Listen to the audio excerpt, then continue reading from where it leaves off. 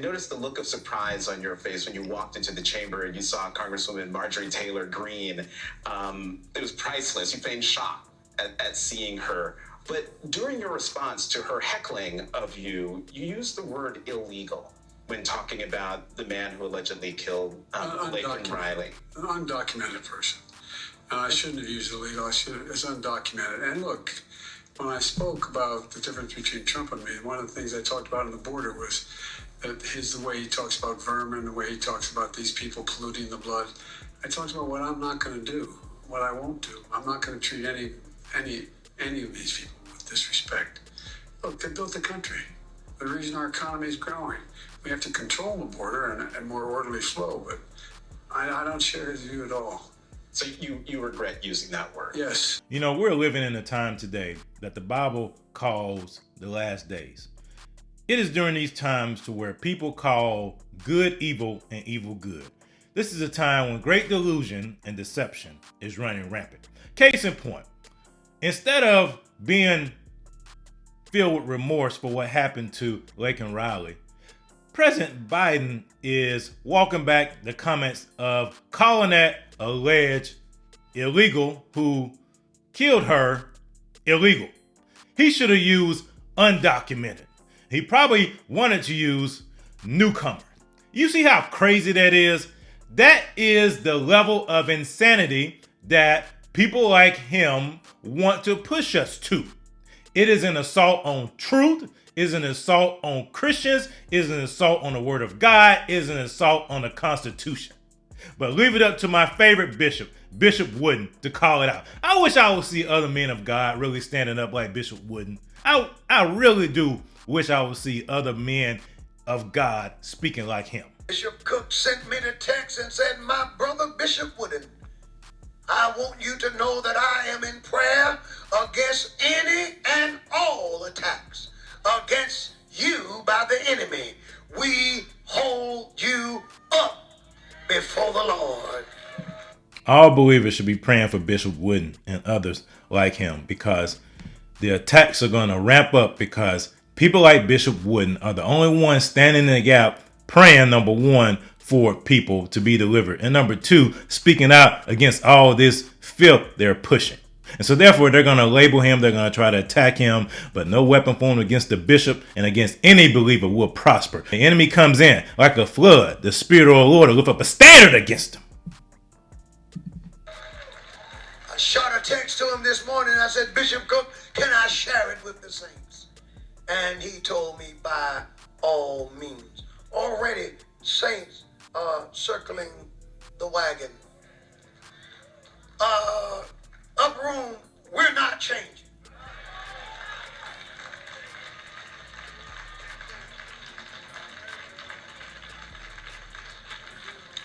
But now you see why I said what I said. This sermon can include you, or it can exclude you. It depends on you. You may say to yourself, "Wood, that's too much for me." We understand. But for the rest of us,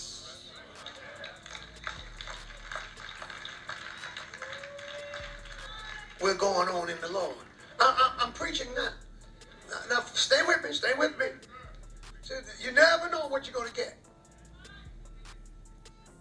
I have this in my hand. Help expose, look at this.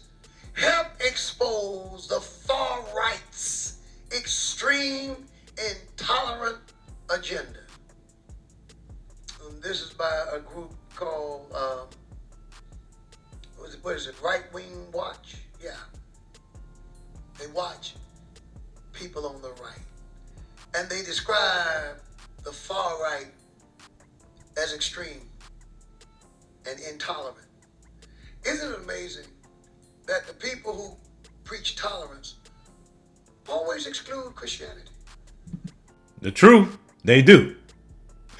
Tolerance doesn't include Christians for some reason. Real Christians, not these fake Christians that they like, the ones that don't call them on the carpet, that doesn't hold them accountable for the craziness that they're doing. But the ones that do, yeah, tolerance doesn't include us. I mean, we're living in a day, this thing is messed up, where a illegal can murder a young lady and illegal. He's in the country illegally. Slipped into the country illegally. And what does the media get bent out of shape over?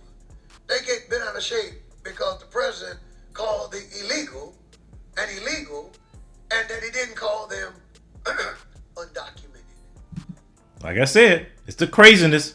Calling good evil and evil good, changing words, twisting words around. That's what the left does. That's what a Marxist does. They take something that is the same. Just think about the progression of illegals, or now newcomers. Remember, it started off, it was illegal aliens way back when, because people used to be called aliens. And now it went from there to illegal immigrants. Then it went from illegal immigrants to undocumented. Then somewhere along the line, it went to asylum seekers. And now they're called newcomers. You see that? The same thing has happened with climate change. When I was young, it was global warming. Now it's climate change. You see that? They twist stuff around because they know it's not true. They know it's a lie. But the more they say it, the more they twist it, people believe it. People genuinely believe this stuff that they're selling. But those same press people had nothing to say about him killing that girl and beating her head in. She's jogging and she's murdered. Lincoln is murdered and beaten to crush her skull. That ain't the story.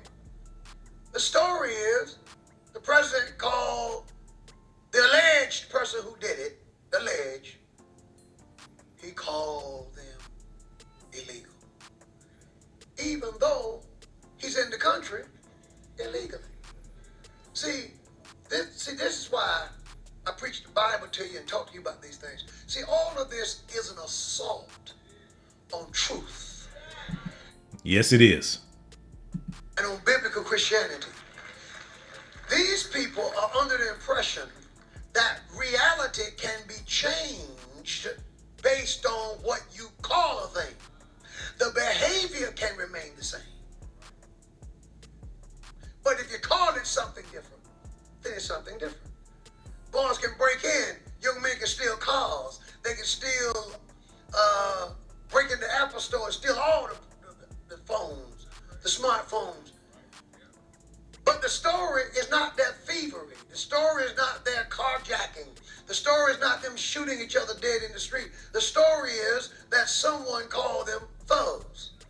You see that? The story is not the fact that we're killing each other in the street, that our young people are shooting each other and killing each other. The story is someone had the nerve to call them thugs. When I was coming up, being a thug was like a badge of honor. Tupac had thug life across his stomach. But now if you call somebody a thug, it's racist. Can't call them a thug. What else you want to call them? Hoodlums? Unparented? That's probably the next term. I got a new phrase. Let's call them unparented. That's a good phrase. Unparented. You have my license to use that. The next time someone talks about these folks, these young folks breaking into these stores, stealing stuff, thievery, don't call them thugs. Call them unparented. You have my license to use that. I don't think you should have used the word thug. Thug is a dog whistle. What else do you call a person who breaks in, steals, breaks the law, shoots people, take your car? That's a thug. We're now calling, without any actions being changed, pedophiles, minor attractive persons. Maps.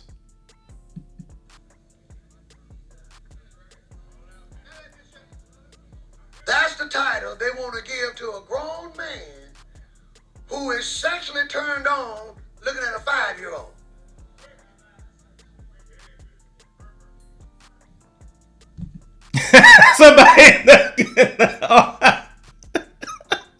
Somebody in the congregation said pervert. That's exactly what it is. That's perversion.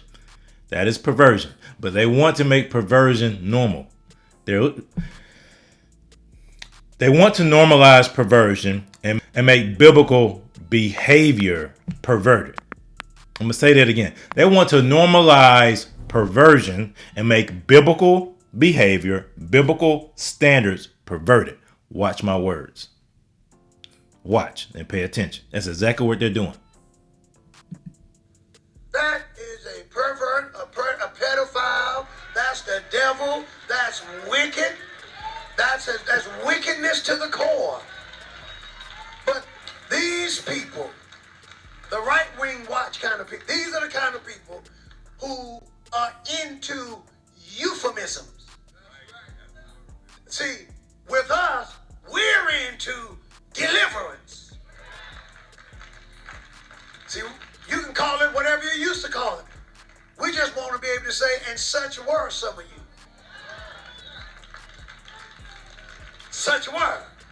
But they are into euphemisms. You don't change your behavior at all. We'll just call it something a little more palatable. But at the end of the day, you're still prostituting. You're still taking advantage of children and people. So now it's trafficking. And now we want to start calling illegals newcomers. There's something wrong with that. We got to pray for Bishop Wooden, pray for myself, pray for Pastor John. I'm in Chukwu, his son-in-law. I'm sure you've probably seen Pastor John going to these school boards, talking about all the filth that they're looking to push for our children to read in these classrooms. We got to stop this stuff. We do. And for Christians to say, let them live their lives, don't be concerned about it, we'll just sit here and wait for the Lord to come back. That's not what the Lord called us to do. He told us to occupy until we come. He told us the harvest is ripe, but the laborers are few. We need to reach out, be active, be bold. He'll partner with us to go out here and speak the truth, because we're not victims and we don't want people to be victims. We are empowered for greatness.